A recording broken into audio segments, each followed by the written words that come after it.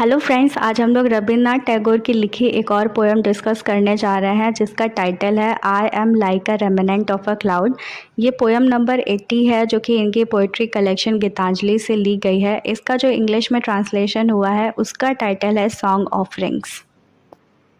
इस पोएम को समझने से पहले कुछ इम्पॉर्टेंट पॉइंट समझ लीजिए, क्योंकि अगर ये 4 पॉइंट आपको समझ में आ गए तो ये पूरी पोएम आपको इजी लगेगी। तो पहला इम्पॉर्टेंट पॉइंट ये है कि life is मॉर्टल, life is temporary. जो भी जीवित चीज़ इस धरती पर है वो कभी ना कभी नष्ट हो जाएगी। तो this acceptance is very important that life is mortal. इस पोएम का दूसरा इम्पॉर्टेंट पॉइंट है desire to merge back into the divine light. जो स्पीकर की डिज़ायर है कि उस डिवाइन लाइट में जाके मिल जाना, तो ये इस पोएम में आगे पढ़ने को मिलेगा। तीसरा इम्पॉर्टेंट पॉइंट है life is full of suffering, और चौथा इम्पॉर्टेंट पॉइंट है एंड ऑफ सफरिंग। तो यहाँ पे अर्थली लाइफ को फुल ऑफ सफरिंग बताया है और eternal life that is the life after death उसको एंड ऑफ सफरिंग बताया है। तो इस पोएम को अब लाइन बाय लाइन डिस्कस करते हैं। I am like a remnant of a cloud of autumn uselessly roaming in the sky। यहाँ पे स्पीकर खुद को remnant of a cloud, remnant का मतलब होता है रिमेन्स, बचा हुआ, ऑफ क्लाउड मतलब बचे हुए क्लाउड से कंपेयर कर रहे हैं, जो कि बारिश के मौसम के बाद का जो मौसम होता है ऑटम यानी कि पतझड़, उसमें एमलेसली स्काई में भटकते हुए बादलों से खुद को कंपेयर कर रहे हैं। तो इस लाइन में स्पीकर खुद को बादलों से कंपेयर कर रहे हैं और कह रहे हैं जिस तरह बादल आसमान में एमलेसली मूव कर रहे हैं वैसे ही मैं इस संसार में बिना किसी मकसद के भटक रहा हूँ। फिर वो कहते हैं ओ माई सन एवर ग्लोरियस। यहाँ पे सन को एवर ग्लोरियस इसलिए कहा गया है क्योंकि ये शुरू से ही अस्तित्व में थे और हमेशा ही रहेंगे। तो ये बहुत ही सिंस बिगनिंग यहाँ पे एग्जिस्टेंस सन की बताई गई है। तो इसलिए यहाँ स्पीकर कह रहा है ओ माई सन एवर ग्लोरियस।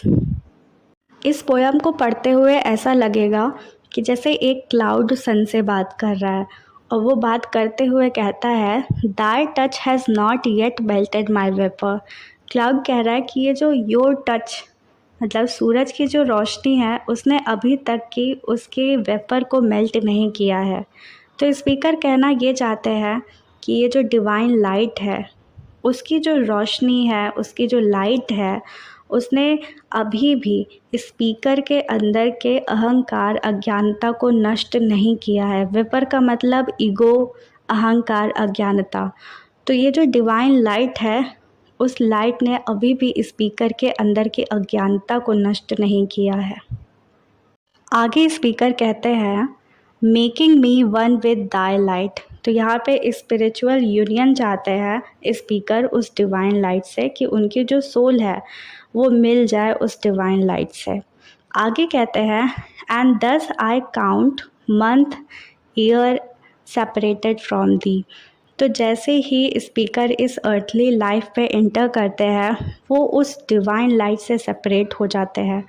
अब वो इस डिवाइन लाइट से फिर से वापस से यूनियन चाहते हैं और इसीलिए वो मंथ ईयर काउंट कर रहे हैं जब से वो इस डिवाइन लाइट से सेपरेट हुए हैं।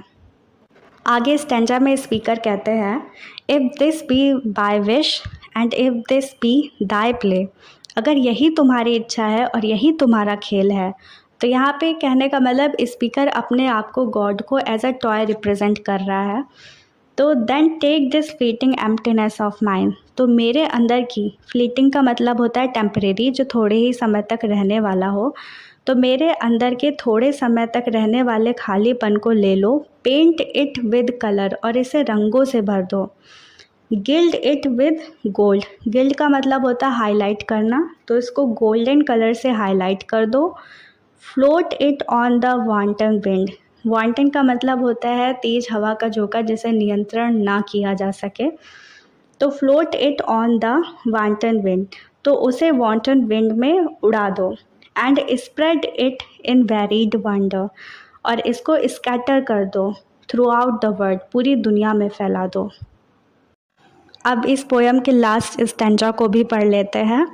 And again when it shall be thy wish to end this play at night. अगर फिर से ये आपकी इच्छा हुई कि इस खेल को ख़त्म किया जाए, एट नाइट का मतलब end of this life, I shall melt and vanish away in the dark. तो मैं मेल्ट हो जाऊंगा और गायब हो जाऊंगा इस डार्क में। डार्क का मतलब है डिसअपॉइंटिंग वर्ड।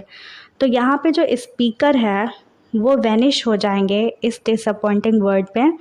कहने का मतलब ये है कि he will escape from disappointing word and finally he will be able to find a peace and get out of this difficult life। तो इस वर्ड को डार्क इसलिए बोला गया है क्योंकि this word is full of suffering. आगे speaker कहते हैं, और it may be in a smile of white morning, in a coolness of purity transparent. यहाँ पे वाइट मॉर्निंग कहा जा रहा है जैसे ही ये प्ले ऑफ लाइफ, मतलब ये अर्थली लाइफ एंड होगा, वैसे ही बिगनिंग होगी इटर्नल लाइफ की, जो कि लाइफ आफ्टर डेथ है। तो इटर्नल लाइफ की बिगनिंग को वाइट मॉर्निंग कहा जा रहा है, उसकी सुबह को एक सफ़ेद मॉर्निंग कहा जा रहा है, इन अ कूलनेस ऑफ प्योरिटी ट्रांसपेरेंट। तो ये सिम्बलाइज़ कर रहा है एक न्यू क्लीन बिगनिंग को, जो कि फ्रेश स्टार्ट है after the play of life has ended. तो यहाँ पे स्पीकर कहना ये चाहते हैं कि जो पोएट की एम्प्टीनेस है, यूजलेस लाइफ है, वो डिसअपियर नहीं होने जा रही, बल्कि he is going to become a part of new morning. ये एक नई सुबह का हिस्सा बनने जा रहे हैं। आई होप आपको ये पोएम समझ में आ गई होगी। If you are going to give your exam after watching this video, I will like to wish you a good luck.